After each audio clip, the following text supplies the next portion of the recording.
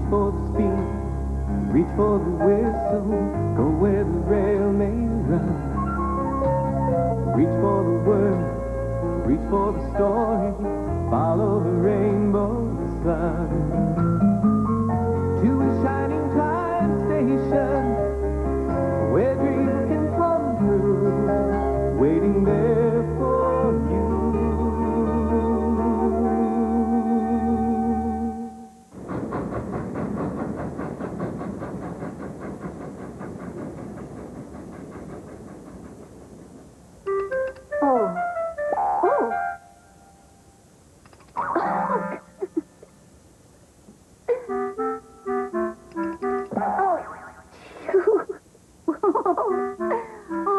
Now that's what I call a broken clock. Steamer, how would you like to help me fix this clock? I can't, Miss Jones. I'm too busy. Busy. Steamer, the passengers will miss the train if they don't know the time. Exactly. And while they're waiting for the next train, they're going to come to my arcade and put the money in my machine. Pretty smart, eh? You really are a scheming schemer. Hey, I got to do what I got to do. And so do I.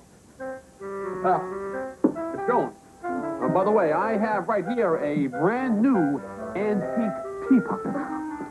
It just needs a little bit of polish, and I'm going to sell it to you for $5. Oh, really? That teapot's a mess. All right, $4, but that's my final offer. $3, but that's my final offer. But you were going to throw it out. There's a hole in the bottom. No. This is so that you can pour 2 cups of tea at once. Oh. All right, $2. That's my final offer. Jones, leave this right here so that you can gaze upon it and change your mind.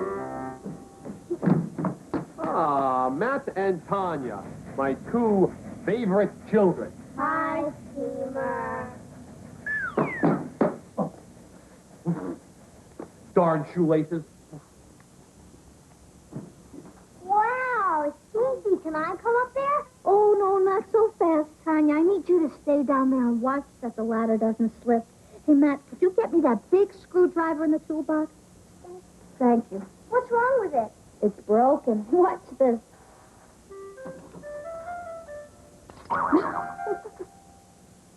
That's neat. I like that. Me too, but it doesn't tell us the time, and there's no way to tell if the train's on time if all the clock does is make music. Now, where's that screwdriver? Aunt Stacy, can I have this? Sure. What can you do with a ball of string? Are you kidding? Why, you can run it across the room. Or you can curl it up like a little wing. Or you can tie things or pull things, like my granny used to say. Let my life be like a piece of string, long, strong, and soft at the end. Your old granny never said that. Go. You're right. I made that one up myself. Not bad for a beginner. Why, thanks. Hey, you know what I need? Some oil. I'll be right back.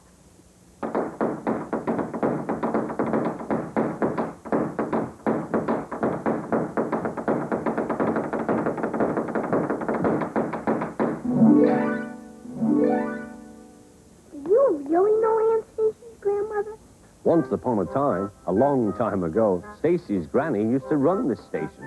That's when I met her. Why, she could tell you which train was coming just by its whistle. She always took care of her trains and her passengers, and she was very good at having fun. Better than most people, in fact. That's silly. Everyone knows how to have fun. That's not true, Tanya. Do you mind if I call you Tanya Lasagna? Good. No, you see, everybody likes to have fun, but not everybody knows how to go about it. Stacy does, and so did her grandmother. What'd she do with strings? Why, she used to play cat's cradle all of the time. Oh, I know how to do that. Who'd you used to play with? Who else? Your Aunt Stacy. Help, I'm stuck. Wait a minute. Hey. Well done, Matt. It makes you feel good when you help someone out, doesn't it? Over on the island of Sodor, the engines all say it makes you feel really useful. Well, you'll see what I mean.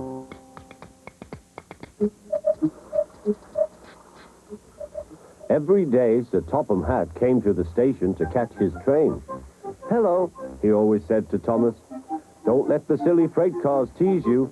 Remember, you have an important job as a special helper in the train yard."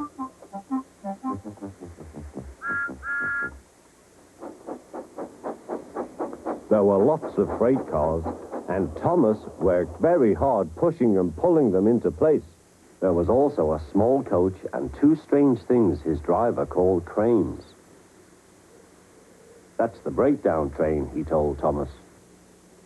"The cranes are for lifting heavy things, like engines and coaches and freight cars." One day, Thomas was in the yard. Suddenly, he heard an engine whistling. "Help! Help!" A freight train came rushing through, much too fast. The engine was James, and he was frightened. His brake blocks were on fire. They're pushing me," he panted. On, laughed the freight cars, still whistling, "Help! Help!" Poor James disappeared. "I'd like to teach those freight cars a lesson," said Thomas the tank engine. Soon came the alarm. "James is off the line. The breakdown train, quickly!" Thomas was coupled on, and off they went.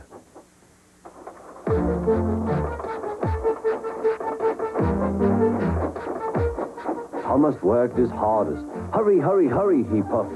He wasn't pretending to be like Gordon. He really meant it. "Bother those freight cars and their tricks. I hope poor James isn't hurt."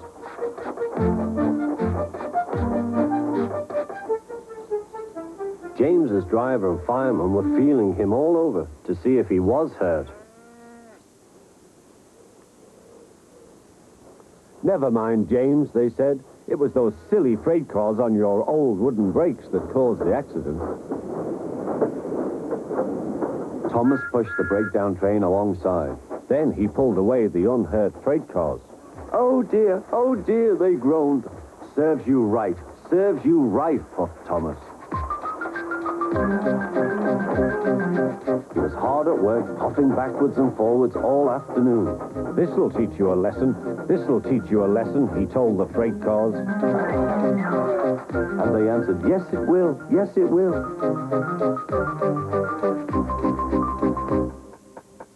They left the broken cars. Then with two cranes, they put James back on the rails.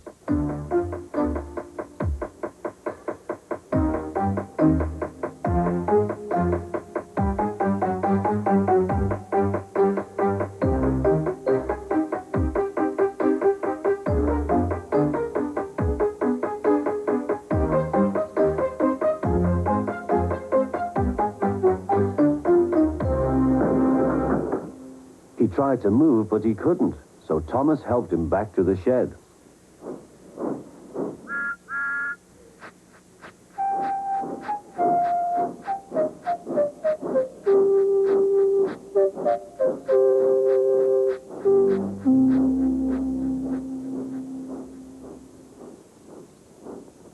Sir Topham Hatt was waiting anxiously for them.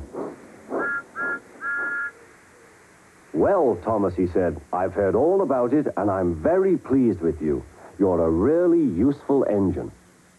James shall have some proper brakes and a new coat of paint, and you shall have a branch line all to yourself." "Oh, thank you, sir," said Thomas. Now Thomas is as happy as can be. He has a branch line and two coaches called Annie and Clarabelle.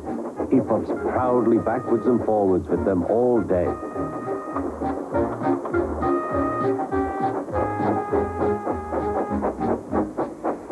He is never lonely. Edward and Henry stop quite often and tell him the news. Gordon is always in a hurry, but never forgets to say poop, poop. And Thomas always whistles peep, peep in return.